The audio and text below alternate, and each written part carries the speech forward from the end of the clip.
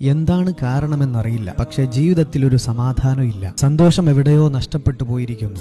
വലിയ പ്രതീക്ഷയോടെ തുടങ്ങിയ പലതും പരാജയപ്പെട്ടു പോകുന്നു. ജീവിതം തന്നെ മടുത്തു പോകുന്ന അവസ്ഥകൾ വരാറുണ്ടോ? ഒന്നൊറ്റയ്ക്കൊന്ന് ആലോചിച്ചു നോക്കും. ജീവിതയാത്രയിൽ ആരുടെയെങ്കിലും കണ്ണുനീരിന് കാരണമായിട്ടുണ്ടോ എന്ന്. ഒരാളുടെ കരഞ്ഞുകലങ്ങിയ കണ്ണുകൾക്കും തകർന്നു തരിപ്പണമായ ഹൃദയത്തിനും കാരണം നീയാണെങ്കിൽ അതിന് പലിശ ചേർത്ത് തിരിച്ചടി കിട്ടുമെന്നാലോചിക്കുക. അത് നീ ആക്രമിച്ച, നീ വേദനിപ്പിച്ച ആളിൽ നിന്ന് തന്നെ ആവണമെന്നില്ല. നീ ഒരിക്കലും പ്രതീക്ഷിക്കാത്ത ആളിൽ നിന്നായിരിക്കാം. ജീവിതത്തിന്റെ സായാഹ്നത്തിൽ മാരകമായ അസുഖങ്ങളെ കൊണ്ടായിരിക്കാം. അഭിമാനത്തോടെ ജീവിച്ച, സമ്പൽ സമൃദ്ധിയിൽ ജീവിച്ച നീ ദാരിദ്ര്യത്തിന്റെ പടുകുഴിയിലേക്ക് എത്തിപ്പെടാം. നബി സല്ലല്ലാഹു അലൈഹി വസല്ലമ തങ്ങൾ പറഞ്ഞ വാക്ക് ദഅവത്തുൽ മദ്ലൂം, ആക്രമിക്കപ്പെട്ടവന്റെ പ്രാർത്ഥന. ആരെങ്കിലും നമ്മളെപ്പറ്റി റബ്ബിനോട് കരഞ്ഞുകൊണ്ട് പറഞ്ഞിട്ടുണ്ടെങ്കിൽ ആ വാക്കിന്റെ പ്രതികാരം നമ്മൾ അനുഭവിക്കേണ്ടി വരും. ജീവിതാന്ത്യം വരെ നിങ്ങൾക്ക് സമാധാനം വേണോ? ഒരാളുടെ കണ്ണുനീരിനും കാരണമാവാതിരിക്കുക.